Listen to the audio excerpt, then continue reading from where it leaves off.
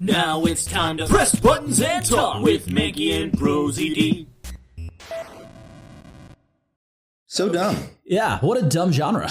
Too much talking. Yeah, too much talking. Too much visual. More action. Too much novel Punch a dude in stuff. the- Objection! Wait a minute, Nick. Or hold it, I think I don't know.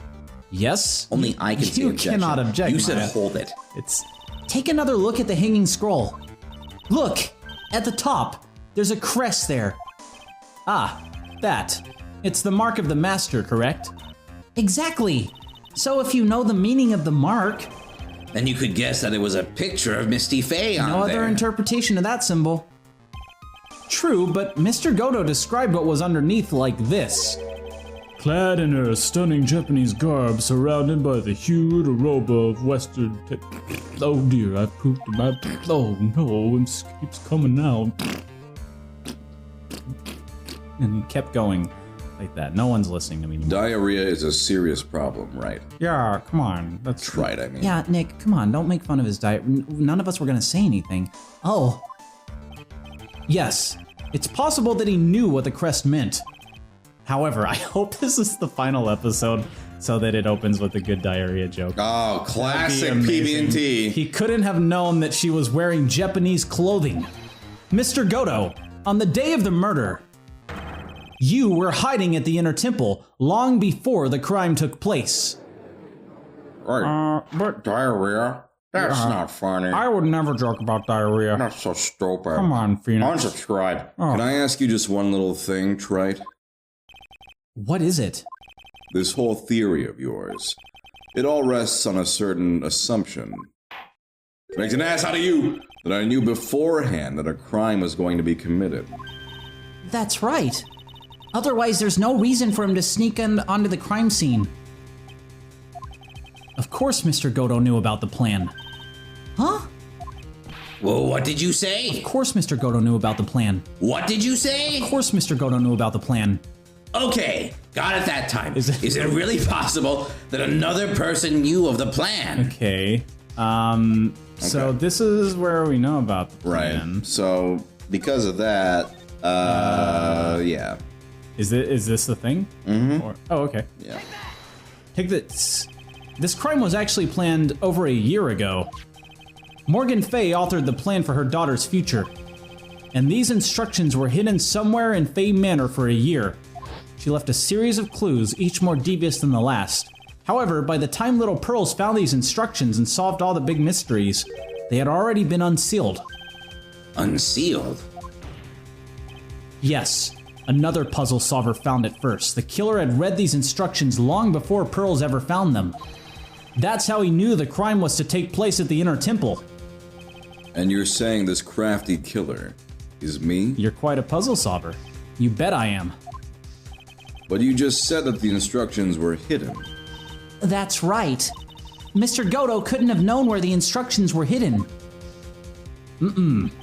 If he really wanted to know, he had one great chance to find out. Yes, and when was that? Oh, it was great. During a visit. A visit? Morgan Fay told her daughter, Pearl, about where the instructions were hidden. During one of her visits to the detention center. That would be the only time for someone to have learned where they may be hidden, where they were hidden. Eavesdropping on a visit at the detention center? Yes. It could be arranged if you were someone with easy access in and out of there. Or maybe Bagel Cop's the killer, actually. Oh shit, hold on. Like, for example, a prosecutor such as Mr. Godot, or a cop. I've got two theories now. Bagel Cop. Let's just bring Wow. Bagel Cop in. Jailer Bagel Cop, get in here. I didn't do it. Okay, that exonerates him. Well, glad Order! Mr. Godot, you're under fire again! This murder could not have been carried out without prior knowledge. And you. You were the only one that could have acquired this information before the murder. Since Bagel Cop said he didn't do it, you're the only one left. Humans are afraid of the dark. And yet, at the same time, we're fascinated and bewitched by it. Maybe that's why humans drink the darkness that is coffee. That's why I drink it, to be honest. Sorry for always asking, but what does that mean? It means there's a reason for everything. According to your theory, the killer in this case eavesdropped on a conversation during a jail visit where he learned of a hidden plan for a crime. It's about the size of it. After discovering the plans, he hid in the inner temple and waited for the crime to occur. Then he ultimately took a person's life. And he did all of that just to protect this witness? That's right. If you're accusing me of this crime, I have to ask you, why would I do this? This girl is nothing but a stranger to me.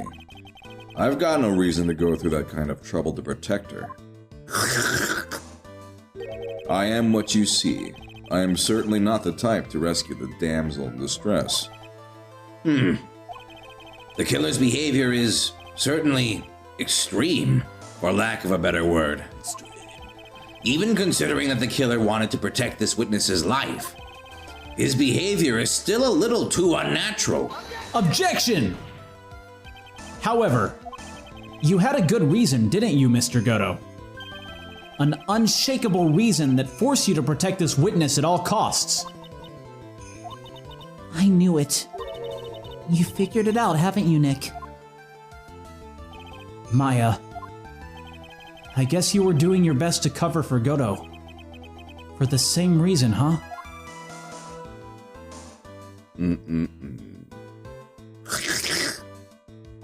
Okay, Wright. I'm all ears. Let's hear it. It's very simple. Maya Fey is a lot more than just a stranger to you. What's this? There's one person who lies at the very center of this whole story. One person that ties you and Maya together, inextricably. While you do that, I'm gonna get some more water. It is Mia Pause it for a Fey. second. Okay. Yeah, it's Mia Fey who's tying them together. Yeah. There's a very good reason why Maya Fey's life is so precious to you. After all, she is Mia Fey's only sister. Mia Fey. You once worked alongside her. That was when you were a defense attorney. Wait a second here. Mr. Godot is a defense attorney? With Your Honor's piercing intellect, you must have figured it out by now. The real name of this man who calls himself Godot. His real name is Diego Armando. Isn't that right?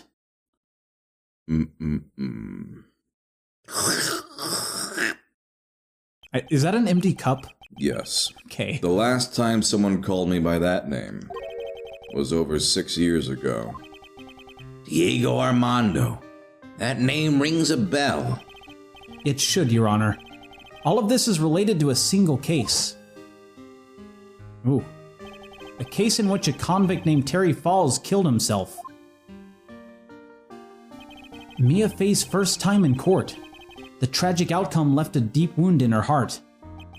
She knew that behind it all was a heartless, scheming demoness in disguise.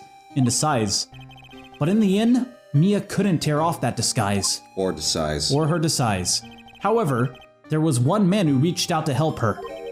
Diego Armando, a senior defense lawyer at the office where Mia worked. It's my fault. Let's do this. Okay. Yeah. It's but why not strong bad? It's my fault. It's my fault that Mr. Falls killed himself. Mia, you can't cry yet.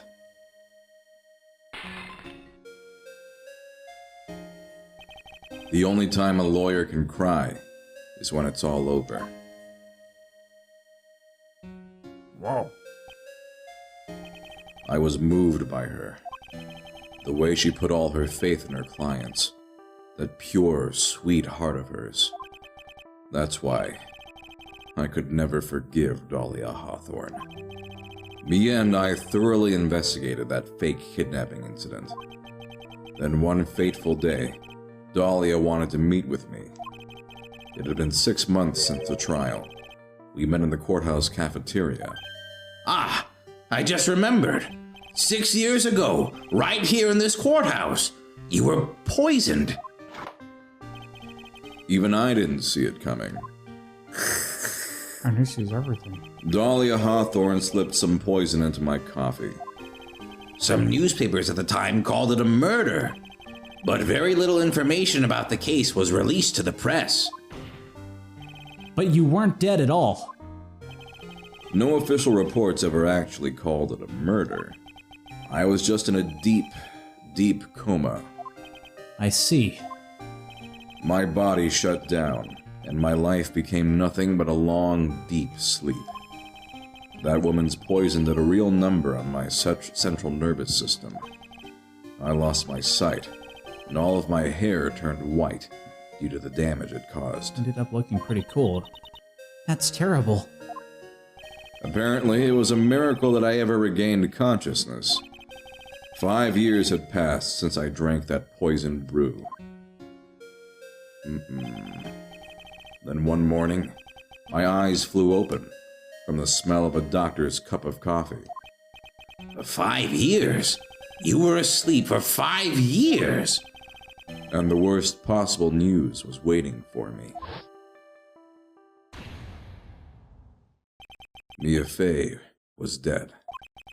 From the very moment I opened my eyes, I had already lost everything I thought I had. The woman I loved had been murdered, and the woman I loathed had been sentenced to death. The woman you loathed? The woman who had spiked my scalding hot coffee. Dahlia Hawthorne.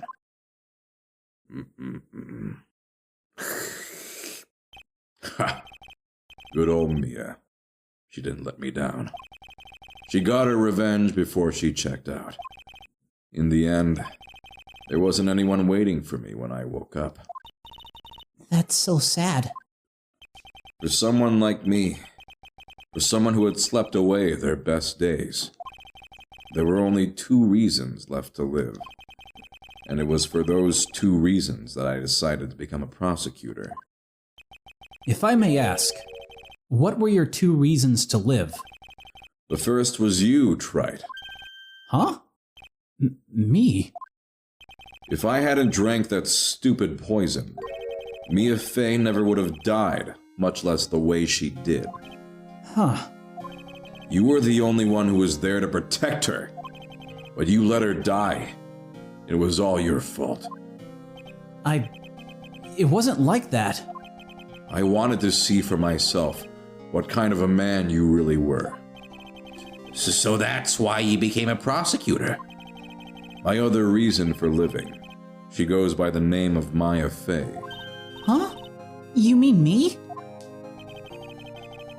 You were the only way I could make up for the sin of not saving Mia. 1 year ago, when the Kurine Village incident was resolved, it was obvious that Morgan Fey was planning something. Whatever her evil plan was, I was determined to stop it. My role as a prosecutor put me in the perfect position to do something about her. That's how you overheard Pearls' visit with Morgan at the detention center. I knew that the time was drawing near. Since I knew the plan, I thought I could foil it. My goal was to outwit the plan. I thought if I could do that, I could keep that girl from being caught up in it. That makes sense. If Pearls had known that the actual purpose of the plan was to kill Maya, she never would have helped out. Finally, the day of the plan was drawing near. I contacted both of my accomplices. Accomplices? Iris of Azakura Temple and Misty Fey.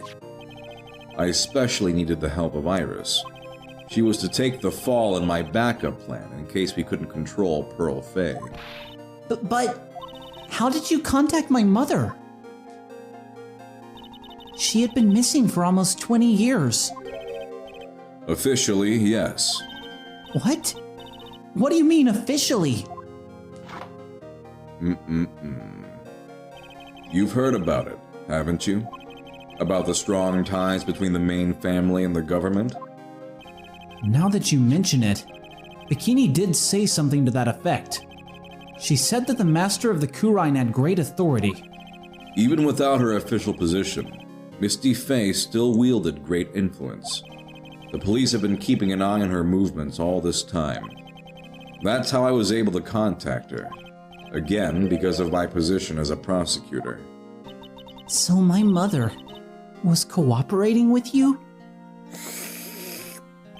Don't ever forget, no matter how far away from you she was, she never stopped thinking about you. She was always... That's why I knew she would do anything to protect you. If you want to know how strong her resolve to protect you was, look at her staff. Her staff? The one with the sword in it? The day the plan was to be carried out arrived soon enough. Do we want to... Is there another episode's worth in here? I think so, actually, yes. I guess we'll just... Let's keep... I guess we'll just cut it out. I don't know, Rick. I don't know, we'll see. I don't know, Marty. Scooby-Dee. Scooby-Dee.